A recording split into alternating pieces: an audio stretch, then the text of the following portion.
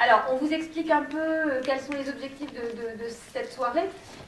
Cet objectif, il est double. D'abord, il est d'opérer une sélection, hein, puisque vous êtes 16 candidats et qu'il s'agit d'en choisir 6 qui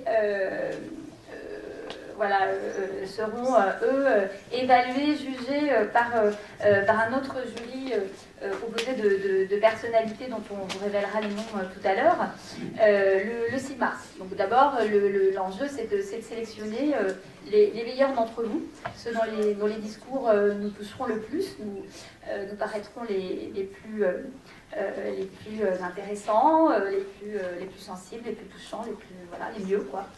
Et évidemment, on ne fera pas partie du jury le 6 mars, parce qu'il faudra un jury complètement impartial, qui ne connaît personne, qui sera beaucoup plus impressionnant que nous. Les modalités de sélection ne sont pas encore complètement arrêtées pour le 6 mars. Pour ce qui nous concerne, donc on va vous écouter les 16. Et puis, on prend des notes sur chacune de vos performances et on sortira délibéré un petit moment et on reviendra annoncer les résultats. Il s'agit de rendre possible une parole publique sur des sujets qui sont difficiles à évoquer en public dans certaines circonstances.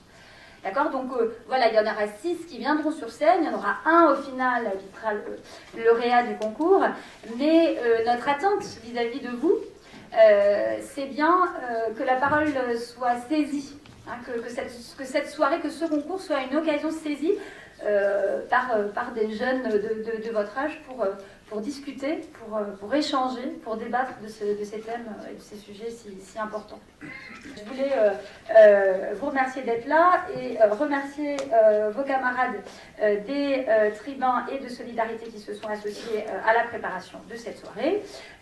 Frédéric Mars, évidemment, sans qui rien ne serait fait et la parole serait plus compliquée encore aujourd'hui sur ces sujets. Et puis Jérémy, pour son dynamisme, nous ne le connaissons que depuis une dizaine de jours, mais il est très présent à l'IEP. Voilà, bonne soirée, et puis je suis très très ravie de vous écouter ce soir.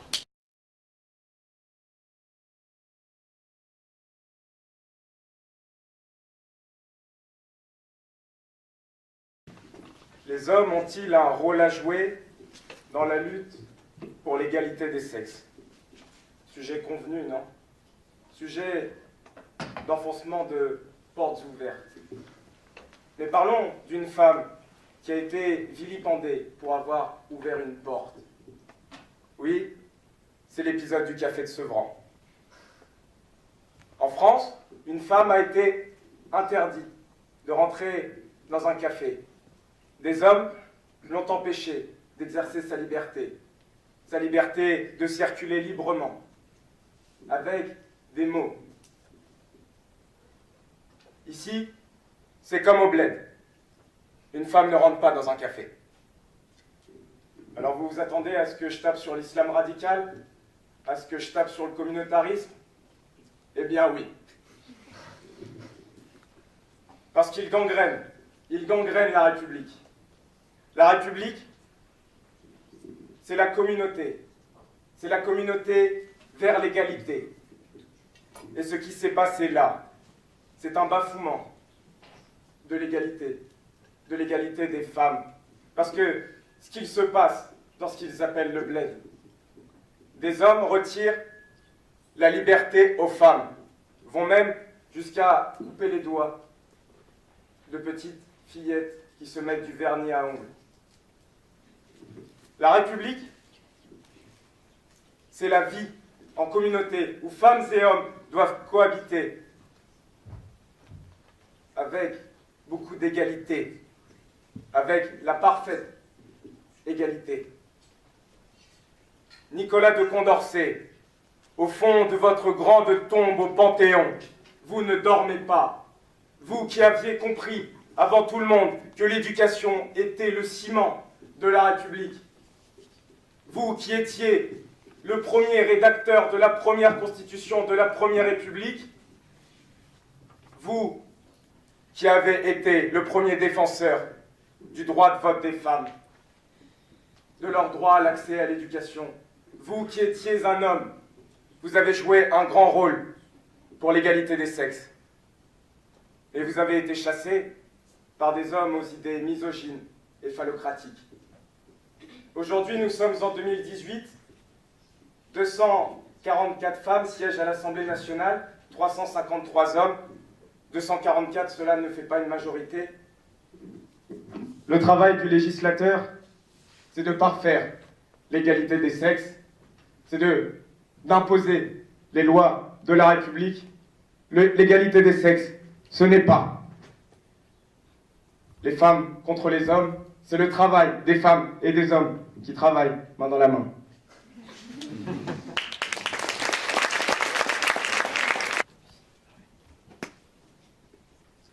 Ne me libère pas. Je m'en charge. La lutte pour le droit des femmes doit être avant tout celle des femmes pour les femmes. Ne nous voilons pas la face. Même les militants gardent un habitus masculin dans la parole et dans le pouvoir. Ce que je défends ce soir est la base même de la lutte pour l'auto-émancipation. La lutte par les opprimés pour les opprimés. Lutter sans les hommes, c'est permettre à certaines, ayant subi des oppressions, d'enfin pouvoir discuter entre elles, sans avoir à faire de la pédagogie auprès de personnes qui n'ont jamais vécu ces discriminations du fait de leurs privilèges. Lutter sans les hommes, c'est mettre en place une stratégie de réappropriation de la parole. La parole, par définition, se prend. On la prend à quelqu'un, et bien souvent pour parler à sa place. Lutter sans les hommes, c'est tenter de changer en profondeur les structures de la société. Ce n'est pas contre vous. Nous avons ainsi la possibilité de s'extraire des rapports de pouvoir discriminants qui s'exercent en permanence. L'implication des hommes n'est jamais le fruit du hasard. Ils sont conscients qu'en participant à l'amélioration des droits des femmes, les bénéfices acquis par les femmes vont rejaillir sur eux. Ils se sentent menacés dans leur position dominante, et sitôt qu'ils ne sont pas à l'initiative d'un mouvement, ils ne peuvent s'empêcher de vouloir occuper l'espace politique ou médiatique. L'exemple le plus probant est sans nul doute le mouvement WeToo, initié par des hommes pour des hommes qui veulent, je cite, aussi l'égalité. Il n'est pas exagéré de dire que ceci arrive après la bataille. Il est amusant de constater que nous les avons moins entendus réclamer l'égalité salariale. Quand les femmes auront besoin des hommes, elles seront en capacité de leur faire savoir. Ce n'est pas contre vous, c'est pour nous.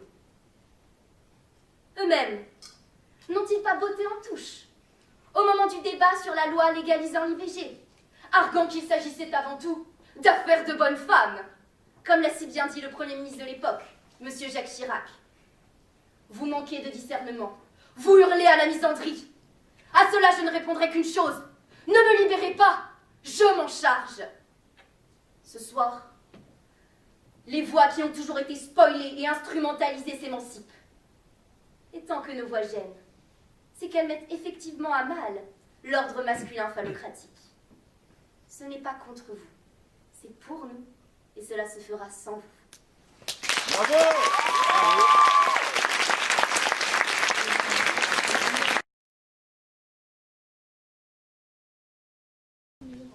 Je rêve d'une société dans laquelle nous serions jugés par ce qu'on a dans la tête et non ce qu'on a entre les jambes.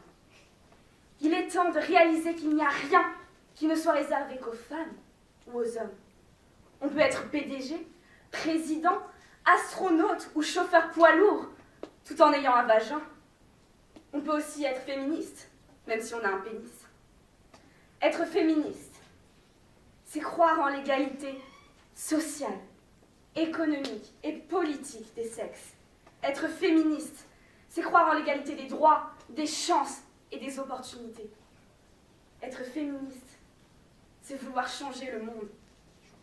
Mais, comme le souligne Emma Watson, comment pouvons-nous espérer changer le monde quand la moitié de la population n'est pas invitée ou a le sentiment de ne pas être la bienvenue pour prendre part au débat? Plus les hommes seront nombreux à lutter pour l'égalité des sexes, plus cette revendication s'imposera légitime et incontournable dans le débat public. Il ne s'agit pas d'une énième confiscation de la parole pour les hommes.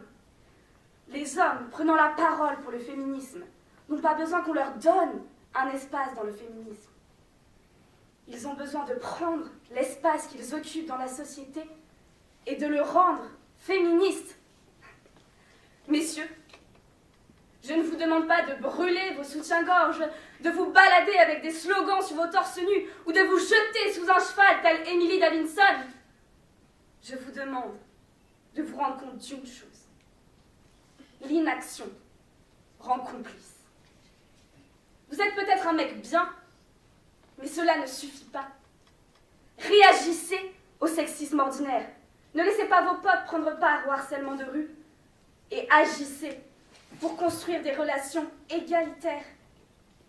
Car ne rien faire, c'est aussi contribuer à un système qui vous oppresse également en vous enfermant dans des stéréotypes de genre.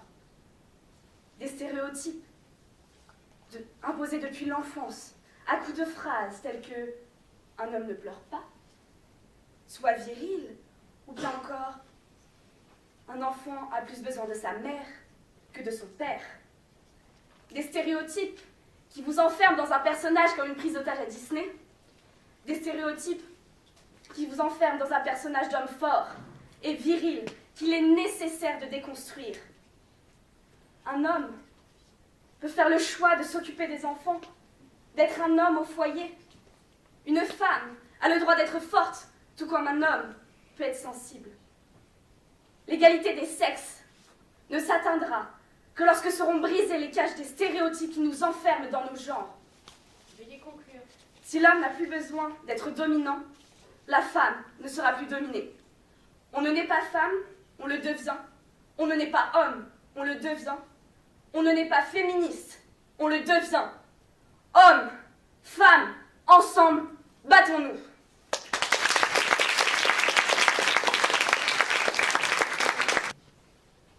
Certains et certaines veulent que les hommes aient une place dans la lutte pour l'égalité des sexes.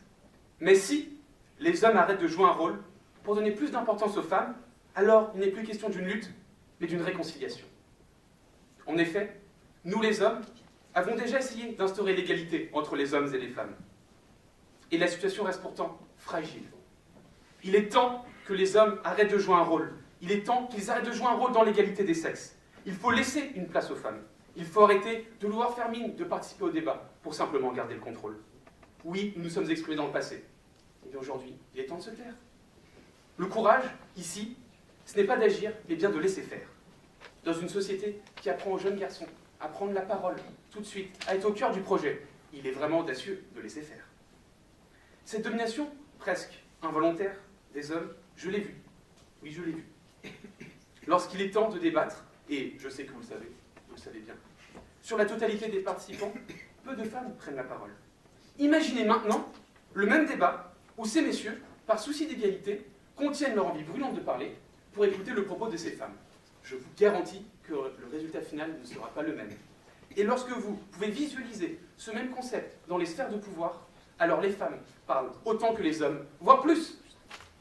L'égalité, c'est ça. Mais l'égalité, ce n'est pas la parité. Si vous réduisez des individus à des quotas, vous tournez le dos aux principes universels de la République. Cette parité, instaurée par des textes de loi, votés en majorité par des hommes, n'a vocation qu'à contenir ceux qui ont soif d'égalité. Cela balaye d'un revers de la main ceux qui ont véritablement envie d'instaurer une égalité de fait et non seulement une égalité de droit. Parce que moi, je préfère être un sage sentimental qu'un idéologique. Lorsque, madame, vous incitez les hommes à participer au débat pour prendre conscience de la situation, vous vous méprenez. Les hommes savent que les inégalités existent et doivent apprendre à ne pas agir. Et lorsque des femmes arrivent enfin à avoir des responsabilités, elles créent des modèles qui façonnent la société de demain. Une société égalitaire. Les grandes avancées sociales pour les femmes ont certes été soutenues par les hommes, et les hommes doivent les soutenir, mais tout en sachant rester passifs. De Christine Pizan à Simone Veil, et aujourd'hui avec Françoise Héritier, tous les vrais changements viennent des femmes. Cette position peut paraître paradoxale, et j'en conviens, mais elle rejoint parfaitement les propos des féministes, qui disent qu'il est temps pour les femmes d'agir. Pour ce faire, il faut parvenir à transformer les mentalités des jeunes garçons et des jeunes filles. Car si le rôle des garçons est de plus en avoir, les filles doivent agir. Vous savez, dans la vie, il y a deux catégories d'individus. Il y a ceux qui regardent le monde tel qu'il est et qui disent « pourquoi ?» Il y a ceux qui imaginent le monde tel qu'il devrait être et qui disent « pourquoi pas ?» Eh bien, Madame Jariot, j'aimerais vous remercier de vous être demandé « pourquoi pas ?» J'aimerais vous remercier d'avoir osé prendre la parole, vous remercier d'être monté sur ce pupitre. Pour ma part, il est certain que j'en ai assez dit. Et pour tous ceux qui pensent que le changement viendra des hommes, eh bien, n'oubliez pas que si les hommes avaient plus de vertu, les femmes en auraient davantage.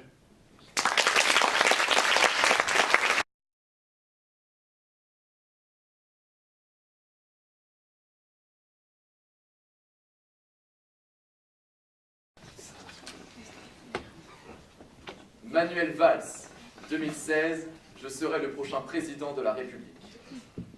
Nicolas Dupont-Aignan, 2017, je serai le Premier ministre de Marine Le Pen.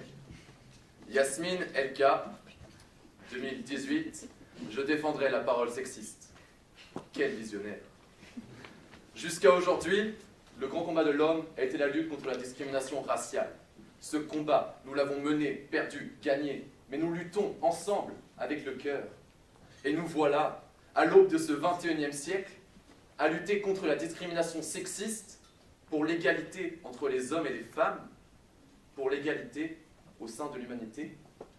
Mais c'est à cause de vous, de votre immobilisme bien pensant dans lequel vous vous complaisez, de votre posture indignée devant les scandales, mais aveugle devant la réalité, que nous en sommes là, réduits à lutter pour sortir de l'archaïsme de nos relations hommes-femmes, ces relations aujourd'hui stéréotypées, caricaturées, sclérosées. Ces personnes se tiennent devant vous, pensent que tout va bien quand rien ne va plus, défendant une liberté d'expression, une liberté d'importuner, et justifiant à demi-mot une liberté d'harceler. Il est de notre devoir de prohiber la parole sexiste, au même titre que l'est le racisme, le négationnisme ou l'incitation à la haine. Car ce sont les mêmes personnes qui ont, il y a 70 ans, minimisé le totalitarisme. Ce sont les mêmes personnes qui ont, il y a 60 ans, minimisé l'apartheid. Ce sont les mêmes personnes qui ont, il y a 50 ans, assassiné Martin Luther King. Quelle belle vision de la liberté d'expression. Plus de 90% des femmes ont été victimes, au moins une fois dans leur vie, de harcèlement.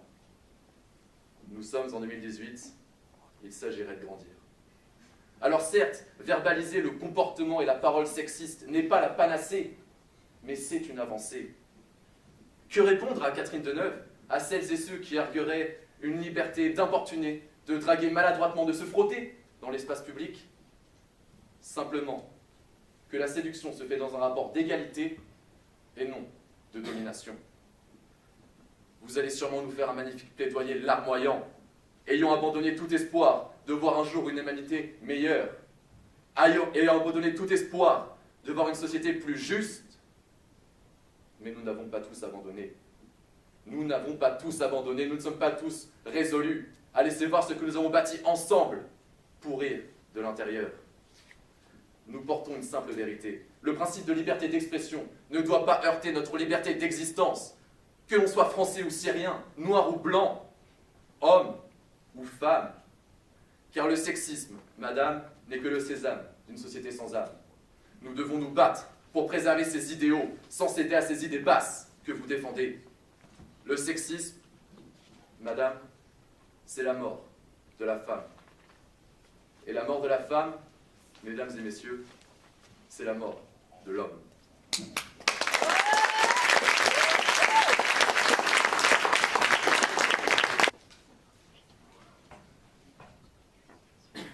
Mesdames, Messieurs, chers jurés, aujourd'hui encore, l'être fille est une malédiction.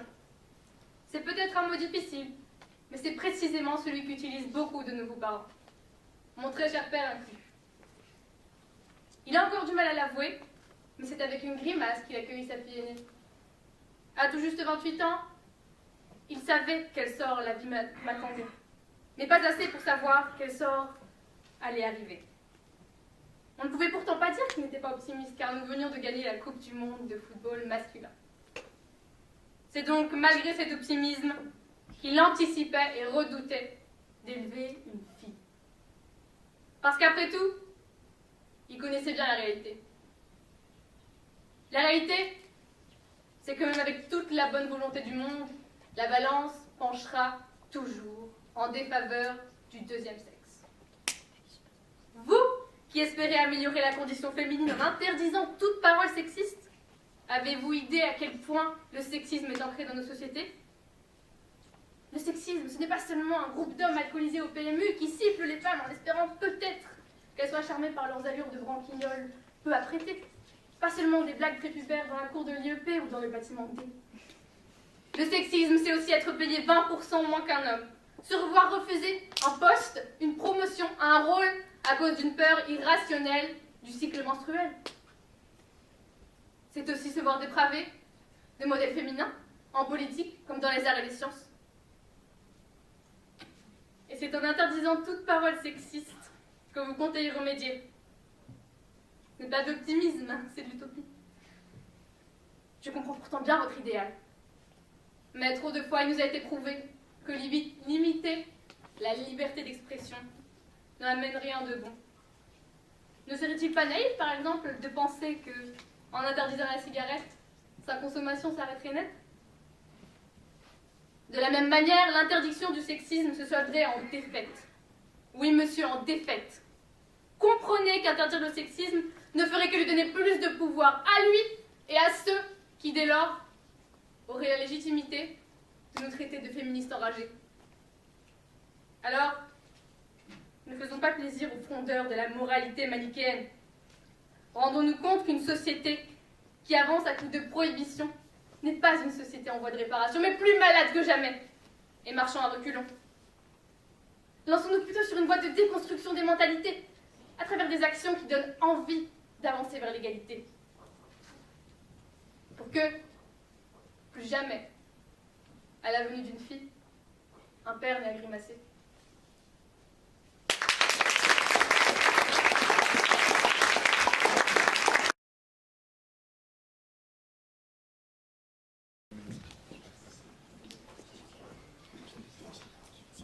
Au lycée, je me suis fait traiter sans raison de salope par un garçon de ma classe. Sous le coup de la colère, je l'ai giflé. La seule personne qui a été convoquée, c'est moi.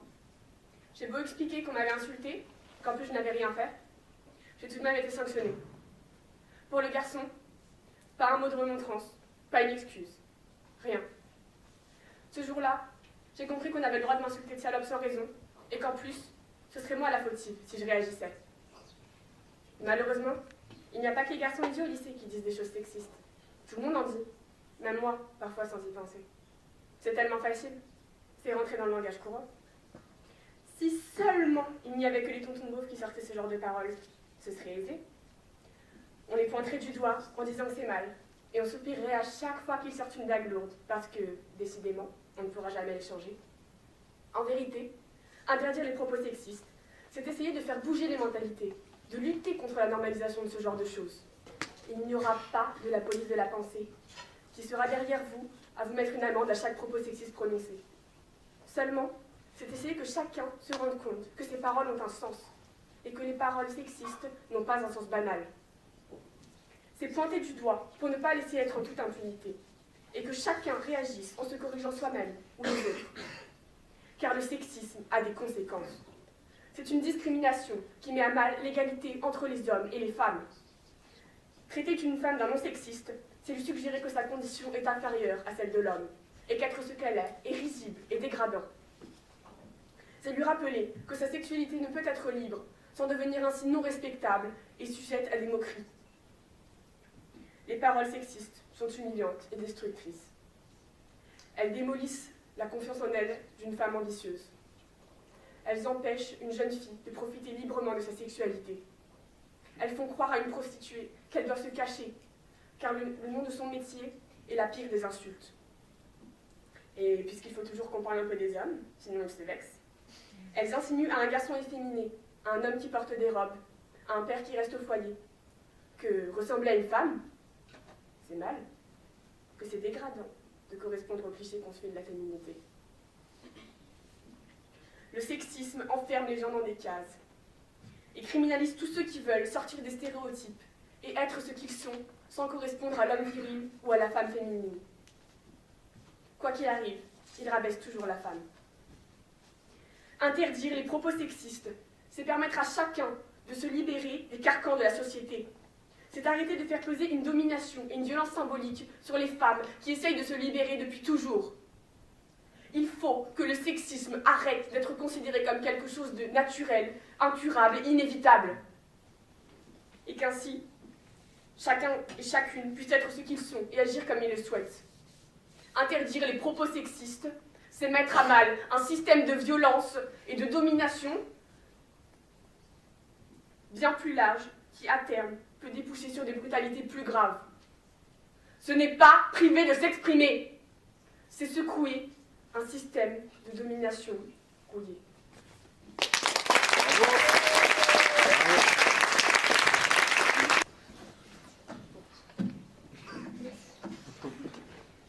Bon, ce n'est un secret pour personne. Du Havre à Marseille, la France est couverte de porcs. Ce sont des porcs qui, par plaisance, osent tenir des propos inacceptables. Et moi, qui m'inscris dans la continuité des plus grands penseurs progressistes, héritiers directs des grands penseurs d'histoire des idées politiques, eh bien je vous le donne en mille. Je trouve le comportement de ces hommes infâme. Mais pour autant, que cela soit clair entre nous, interdire les propos sexistes ne changera rien à notre affaire. Il faut vraiment être naïf pour croire qu'interdire un phénomène suffit à l'abolir. Prenons le détournement, par exemple. C'est interdit, il me semble. Eh bien, si tout le monde prenait l'interdiction pour argent comptant, le maire de Levallois paierait ses impôts. Si les gens avaient la maturité nécessaire pour ne rien détourner, Émile Louis serait encore un simple chauffeur de bus. Eh bien, pour le sexisme, c'est pareil. Parce que tonton Maurice, vous savez, cet oncle éloigné que vous cherchez à éviter, mais qui se retrouve toujours en face de vous dans les repas de famille. Eh bien, tonton Maurice, ce n'est pas une pseudo-interdiction qui va l'empêcher de faire sa blague sexiste à l'apéro. Non. Tenter d'interdire une parole sexiste serait contre-productif. On ne peut plus rien dire, la liberté d'expression est menacée, voilà ce qu'on dit. Et tel un résistant héroïque, se dressant en noble défenseur de la liberté d'expression, tonton Maurice se sentirait forcé de vous cuisiner la blague de trop, celle qui combine subtilement femme et vaisselle. Alors oui, ça m'attriste que les propos sexistes existent. Mais j'ai une piste. Plutôt que de faire du droit spectacle, à peine bon à donner bonne conscience à l'opinion publique, pourquoi ne pas agir là où le problème est vraiment? Car le vrai problème, c'est le manque de bon sens généralisé. Bah oui, c'est à chacun de faire attention à ce qu'il dit, bigre. Étouffer le sexisme ne sert à rien. C'est sur les mentalités qu'il faut agir. Et oui, désolé de vous décevoir, mais c'est un travail qui prend du temps. Bien plus que de faire supprimer un ou deux tweets, bien plus que de voter quelques lois bidonnes pour faire joli dans les médias, bien plus que de faire virer un animateur télé, sous quelque prétexte que ce soit. Mais ne désespérons pas. Peu importe le temps que cela prend. Cette cause, je ne la laisse pas tomber. Elle est si fragile. Oui, être une femme libérée, ce n'est pas si facile.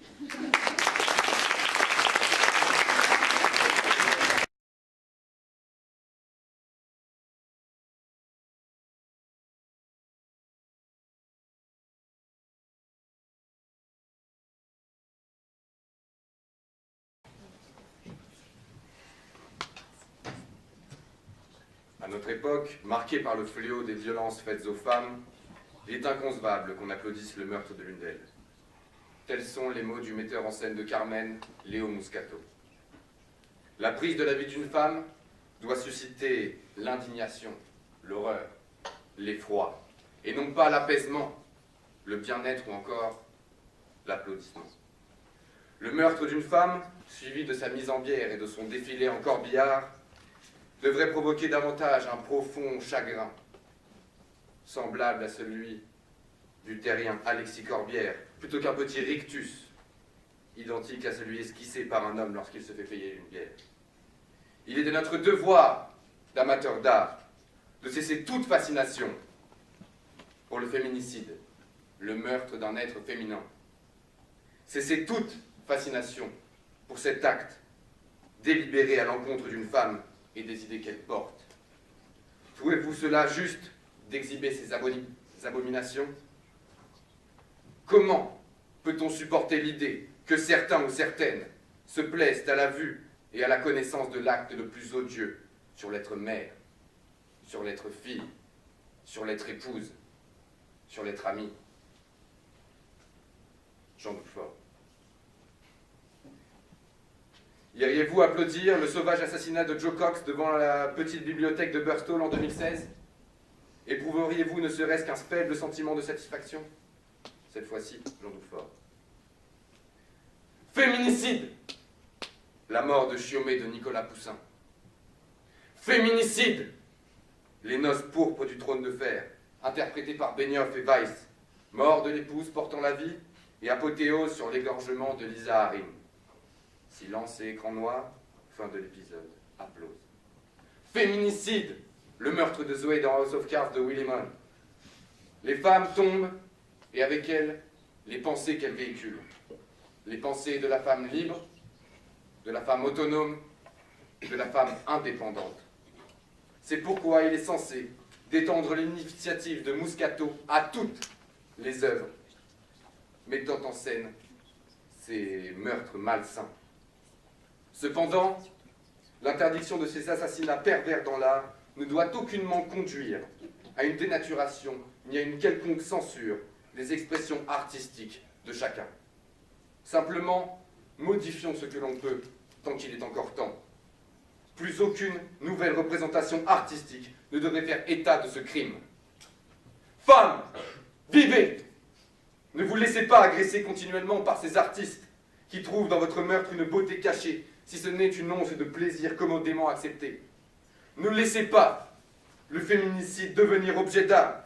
Ne laissez pas le féminicide remplacer la féminité.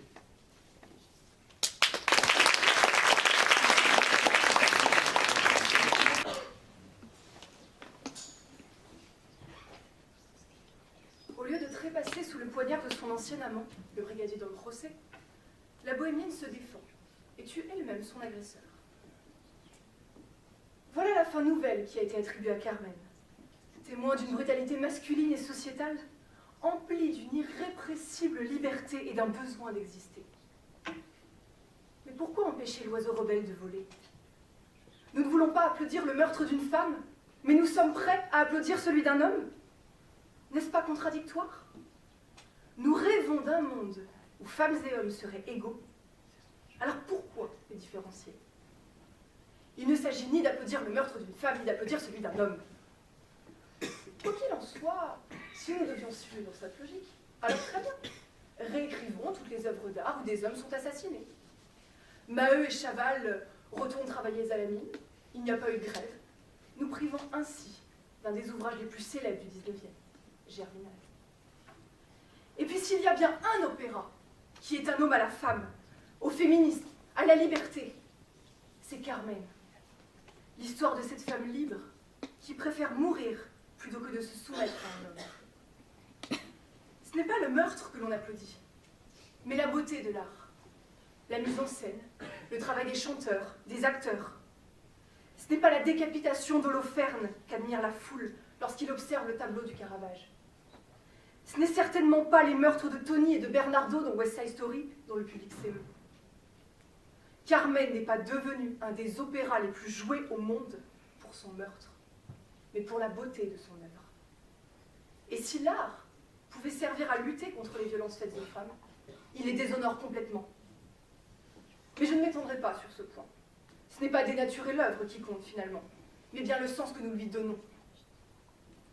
André Mauroy disait « Une œuvre d'art n'expose pas une vérité préétablie, elle incarne une vérité vécue. » Et il ne suffit pas de fausser une œuvre pour changer les comportements, finalement.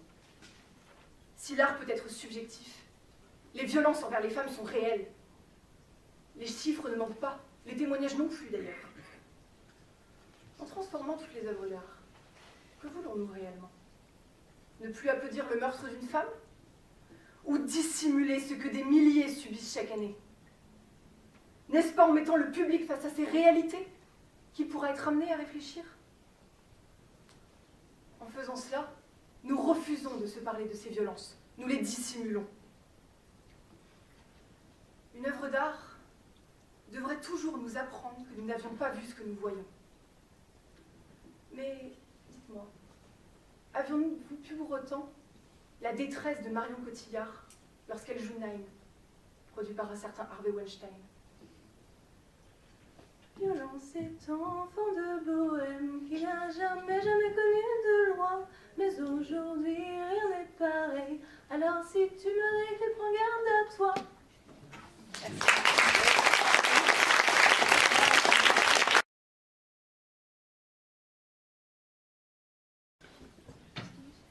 C'est que les maris doivent aimer leur femme comme leur propre corps.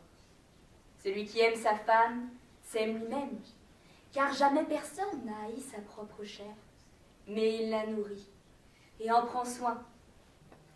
Ainsi est défini le devoir ultime de protection que doit l'homme à sa femme.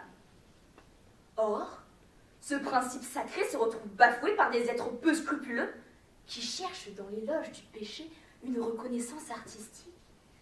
Dans le célèbre opéra Carmen, Bizet ose mettre en scène l'infâme, le meurtre d'une malheureuse créature, abandonnée par la vertu. Ne percevez-vous donc pas le paradoxe qui surgit de cette abomination?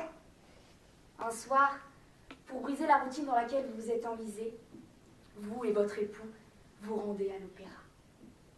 Vous assistez aux effusions passionnelles, tombez sous le charme de cette femme qui virevolte joyeusement sur scène. Et tout d'un coup, slash! Elle meurt, s'effondre sur l'estrade, une dague enfoncée dans son ventre fertile. Et tout d'un coup, s'élève un tonnerre d'applaudissements. Une joie insensée à l'imitation de l'inimitable. Tel le plaisir des enfants à franchir les limites. Vous transgressez la moralité même. Mais quelle adulation morbide! Sophocle doit se retourner dans sa tombe. Jamais, au grand jamais, il n'aurait osé satisfaire la curiosité malsaine de son public en exhibant le suicide de Jocaste. Un peu de pudeur, voyons! Mais au-delà de ces accusations éthiques, n'est-ce donc pas une apologie du vice? Un appel au meurtre? Rousseau, malgré ses positions douteuses sur certains points, a tout de même énoncé une vérité. L'homme sauvage n'a point de raison, mais il éprouve la pitié. Une capacité qui semble s'amenuiser au fil des civilisations. Plus l'homme se cultive, plus il se brutalise. Je cite le théâtre, mais il y a pléthore d'infâmes gredins qui font leur gloire sur ce crime ignoble. Il y a une semaine très exactement, je me suis rendue au centre Pompidou.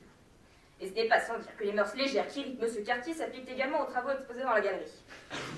Un tableau a alors provoqué ma plus grande indignation. L'artiste, dont je n'oserais prononcer le nom, s'est adonné à la représentation de la femme sous un angle des plus horrifiques. S'ouvrait au regard décontenancé du spectateur un vagin, soit délire d'artiste. Cependant, l'instrument divin était peuplé de mouches qui pullulaient sur une chair en décomposition. Elle avait été assassinée. Mais comment vulgariser un tel acte et l'exposer aux yeux de tous? Cette tête, déjà faible par nature, est d'autant plus humiliée par cette représentation infâme, l'associant à une vulgaire charogne. Alors, ô ma beauté, dites à la vermine qui vous mangera de baisers que j'ai gardé la forme et l'essence sublime de mes amours décomposés, a écrit Charles Baudelaire à sa bien-aimée. Un psychopathe de plus.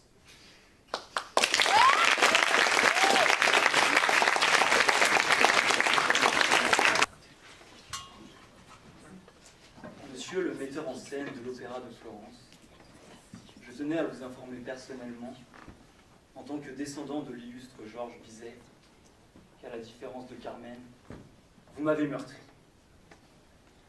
Que vous situiez l'histoire dans un camp de Rome des années 80, plutôt qu'à Séville au XIXe siècle. Que vous donniez à Carmen un pistolet, alors que cette pauvresse n'aurait jamais pu s'en procurer un. Ce sont des choix. Discutables, certes, artistiques, mais cela est votre bon droit. Toutefois, vous n'avez pas simplement modifié ou réécrit Carmen. Vous l'avez détruit. Alors oui, récemment, il n'a jamais autant été question d'agressions faites aux femmes, de la défense de celles-ci, ou des féminismes. En affirmant que l'on ne peut applaudir le meurtre d'une femme, vous avez donc voulu défendre ses causes. Mais d'après moi, vous les desservez complètement. Dans Trouble dans le genre, Judith Butler explique que le féminisme naît de l'oppression et que mettre le sujet femme comme postulat de départ du féminisme est une erreur. Ne point tuer Carmen, c'était la pointer du doigt. C'était ne la voir qu'à travers son genre, celui de femme. Ne trouvez-vous pas cela réducteur? Ensuite, ce n'est pas le meurtre d'une femme que le public applaudit. C'est une œuvre d'art. Comment pouvez-vous donc prétendre être un artiste, vous qui décidez par avance de la réaction du public? C'est dénaturer l'art. C'est comme si le leader de Led Zeppelin disait à son public de pleurer avant même d'avoir entamé Stairway to Heaven. C'est absurde! J'ajouterai que si l'on en suit votre raisonnement, il semblerait plus logique d'applaudir le meurtre d'un homme par une femme que le meurtre d'une femme par un homme. Pourquoi? Je puis comprendre que le meurtre d'une femme, fût-il sur une scène, vous émeuve. Mais entendez ce précepte kantien. L'art est la belle représentation d'une chose, et non la représentation d'une belle chose. Alors, qu'auriez-vous dit à Alfred Hitchcock pour la scène de la douche dans Psychose? Si l'on devait censurer toute violence faite aux femmes dans l'art, que cela choque, que cela plaise, ce serait censurer l'art. Si l'on appliquait votre logique à toutes les œuvres d'art, on devrait par exemple arracher l'origine du monde des murs du musée d'Orsay sous prétexte qu'on ne pourrait plus représenter le sexe féminin. Alors, monsieur Muscato, je vais vous faire une confidence. Je trouve votre coup de com' plutôt réussi. Mais la prochaine fois que vous voudrez être le fer de lance d'un combat, ayez à l'esprit que la désertion est une option.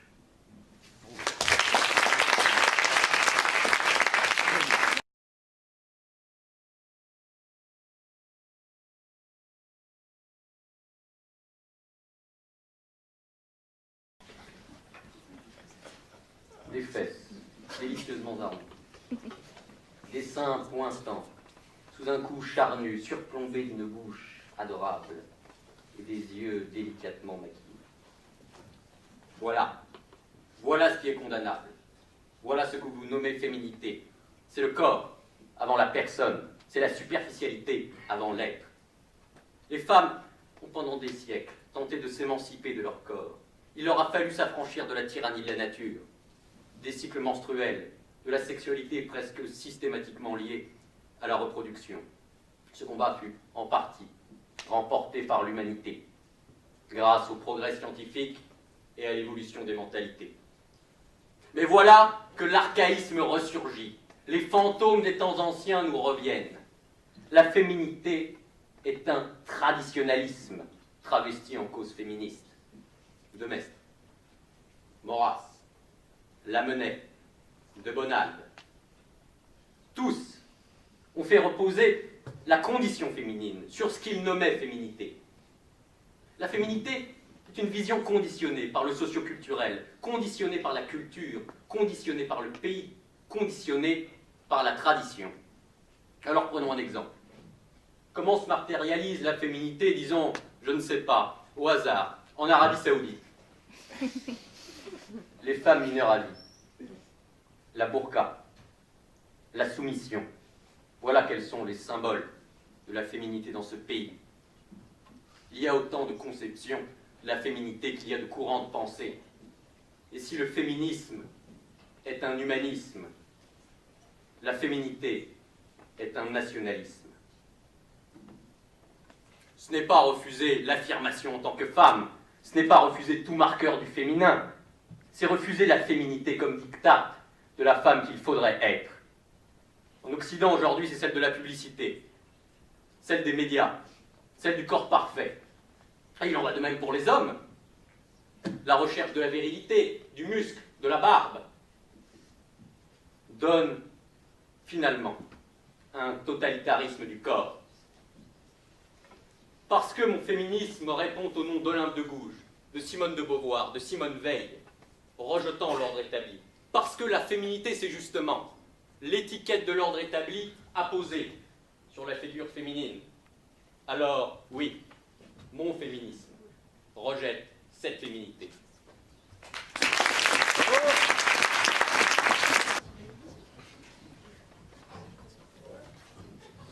À la conception imagée de la femme, il existe deux versions. Vous êtes d'une part la jolie, la charmeuse. Il s'agit de cette femme à qui on a envie de faire des enfants, celle qui rentre dans les cases, en somme, celle que l'on représente à ses parents. Cette femme polie, gentille, docile, cloîtrée chez elle, aux cheveux longs, très longs. N'avez-vous pas de réponse? Mais si, cette femme, elle ne dit rien. Et pourtant, elle est là. Et la voilà, un beau jour, en train d'apprendre à sa progéniture qu'une fille, ça ne fait pas ça, parce que ça ne se fait pas. Vous avez d'autre part la vilaine, la mauvaise, la pécheresse. Elle n'a pas de retenue, pas d'éducation. Elle devrait l'ouvrir un peu moins. Elle ne se fera jamais marier, et de toute façon, on ne l'apprécie pas. L'aigrie, la lesbienne, la grosse.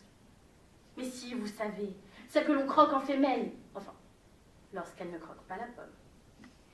Elle est cette femme dont le discours disparaîtra, quand elle grandira, quand elle comprendra. Même si, telle Antigone, elle a déjà dit qu'elle ne voulait pas comprendre. Et si pour nous, ouvrir sa grande bouche ne voulait pas dire renoncer à ses grands cheveux longs? Maître Gianni, par sa voix emportée, vous a hypnotisé par son langage. Voyons. Soyons sérieux.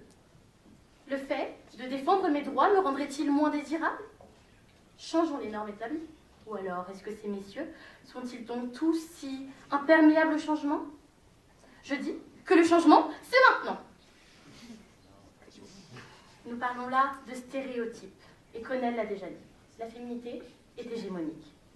Non, je ne refuse pas ma féminité si j'exige ce qui me revient de droit au même titre que les hommes.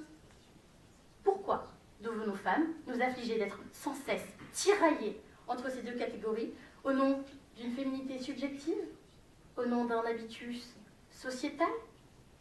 Entendez la vérité. Nous ne vous devons rien, parce que nous le valons bien.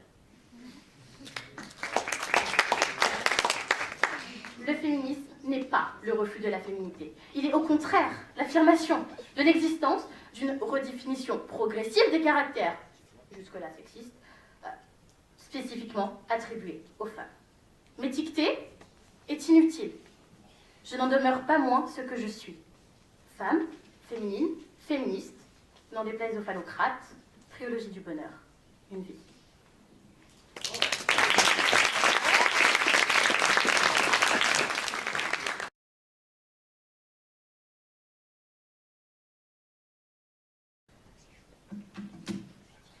Douceur, poésie, recherche de l'amour, du bien-être et du bonheur.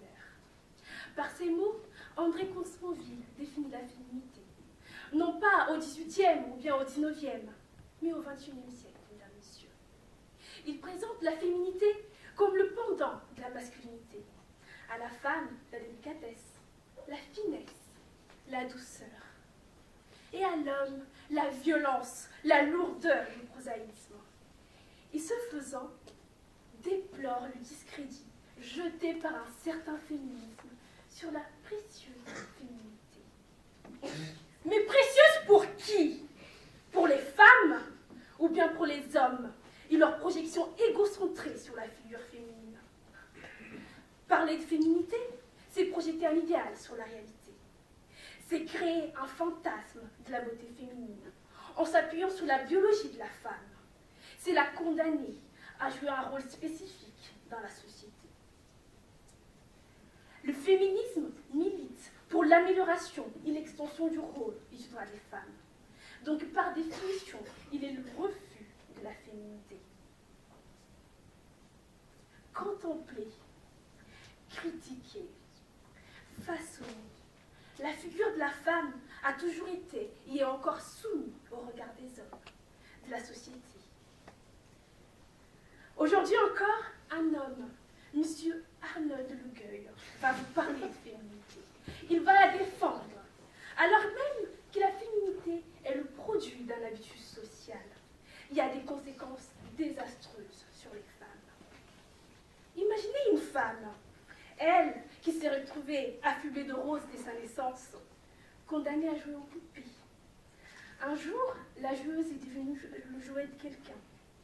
Elle a dû renoncer à des rêves qui lui paraissaient impossibles à réaliser, à des talents naturels qu'on ne l'a pas donné la chance d'exploiter, au nom de cette précieuse féminité.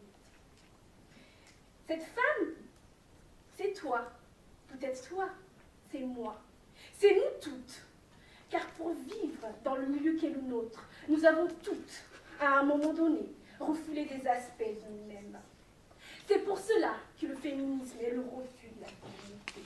Le féminisme refuse la féminité, refuse de perpétrer un ordre social qui enchaîne les femmes, refuse qu'elles aient à s'en remettre à une autorité quelconque qui leur accordera ou non la permission d'être ou de faire ce qu'elles veulent. La nature n'y crée que des êtres libres. C'est la société qui en fait des tyrans et des esclaves. Apprenez qu'on sort de l'esclavage qui par une grande révolution. Cette révolution est-elle possible? C'est à vous seul de le dire.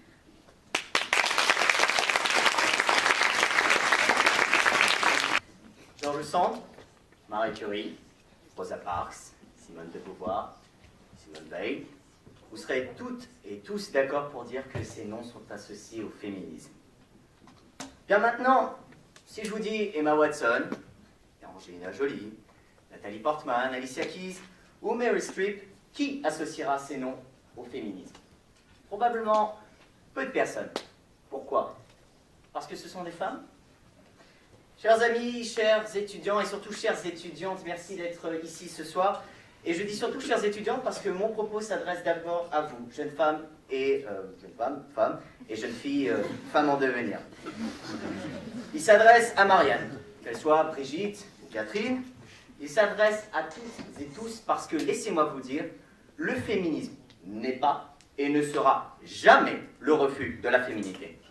Mon propos s'y rejoint aussi celui d'un grand philosophe que vous connaissez tous, Michel Sardou. Celui-ci a dit que être une femme, c'est un étrange drame. Mais que l'on soit une femme des années 80 ou une femme de 2018, peu de choses ont changé. On ne reconnaît toujours pas la femme dans sa pleine dimension. On croit bon encore de lui imposer son comportement, sa tenue, sa pensée.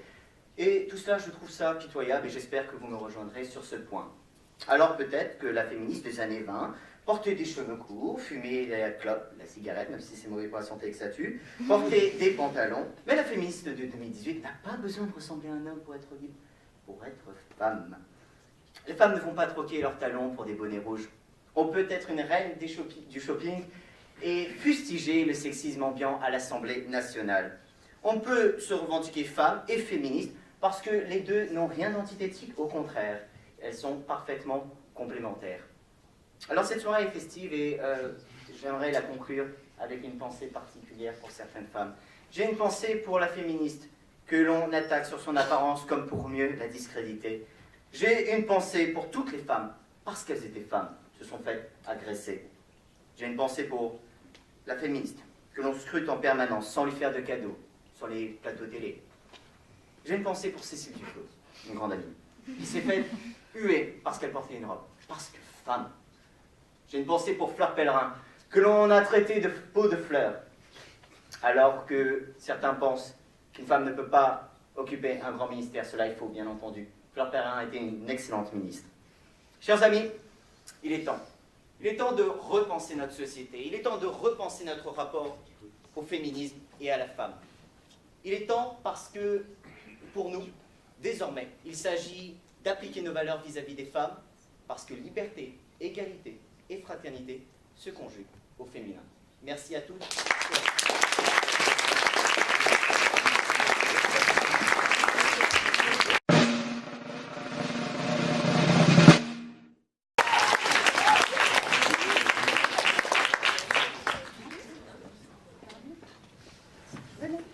Ah oui, du coup, tu peux pas prendre tu peux confier ton appareil photo. Alors, d'abord, nous tenons à vous féliciter pour la qualité de vos prestations à tous et toutes. On a eu du mal à faire un choix. Hein, on a mis plus que les 10 minutes qui nous étaient imparties. La qualité des prestations nous a amené à changer les règles du jeu en cours de route. C'est-à-dire que nous avions décidé d'en prendre 6 et finalement nous en avons choisi 8 parce que nous n'arrivions pas à départager certains d'entre vous. Donc voilà, on va recaler une partie de la soirée en proposant 8 candidats pour la finale. Je cite les lauréats de ce premier tour par ordre de leur passage sur scène.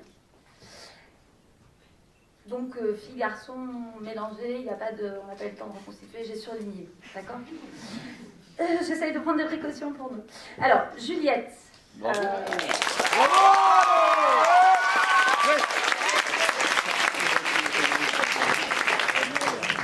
Maëlle. Elias. Laura. Élodie. Gianni. Johanna. Et Arnold.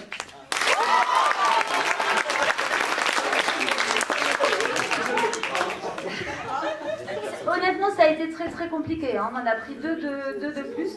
Vous avez été très bons. Le temps qui vous avait été laissé pour vous préparer était très court.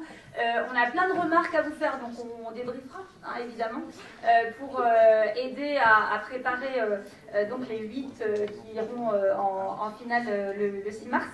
Je cède la parole à Frédéric qui, comme promis, vous annonce la composition du jury du 6 mars.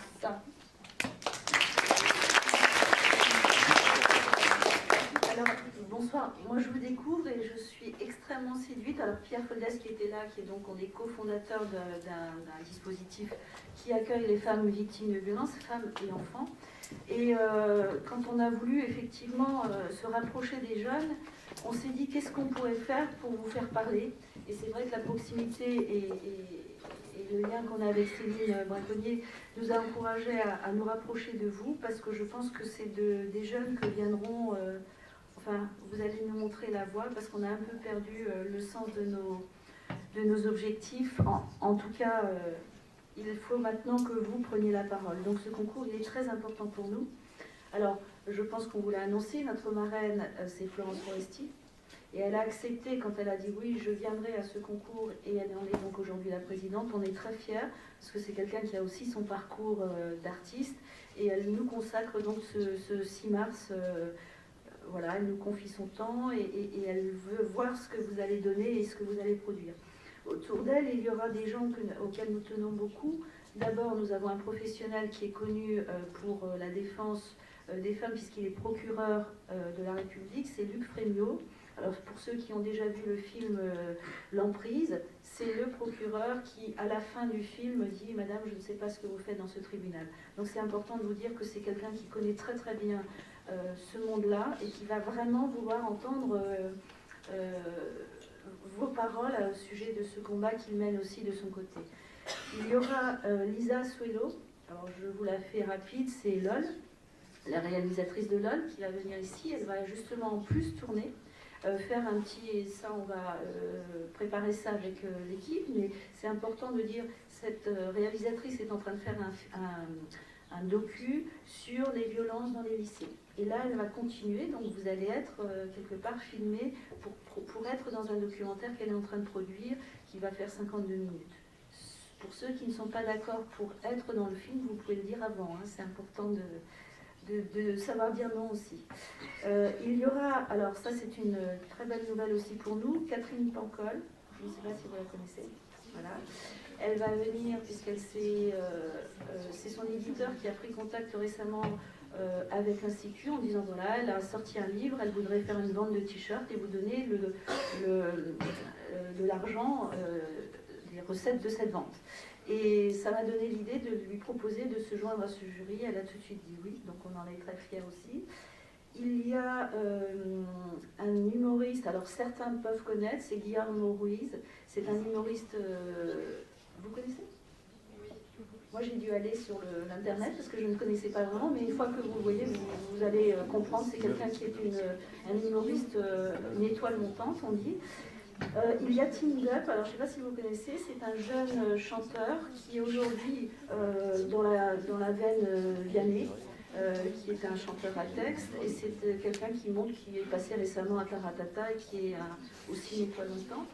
Il y a Frédéric Thirier qui est l'écrivain avec qui Joël Cobel anime un atelier d'écriture, a animé un atelier d'écriture avec des étudiants, alors je ne sais plus de quel lycée, 4e, 2e année, je les perds dans les ateliers d'écriture. Et qui a trouvé l'aventure tellement belle qu'il a accepté notre proposition de rejoindre le jury. Et puis, il y a Fabienne Dulac, donc la directrice d'Orange, qui vient représenter le monde de l'entreprise. C'est une des seules femmes dirigeantes de grandes entreprises en France. Certains d'entre vous la connaissent déjà, puisqu'elle nous a fait l'honneur de venir il y a 2-3 ans, il me semble, sur cette scène même. Voilà pour ce jury qui se prononcera sur vos talents, sur votre capacité à discuter ces thématiques-là et à faire débattre le 6 mars.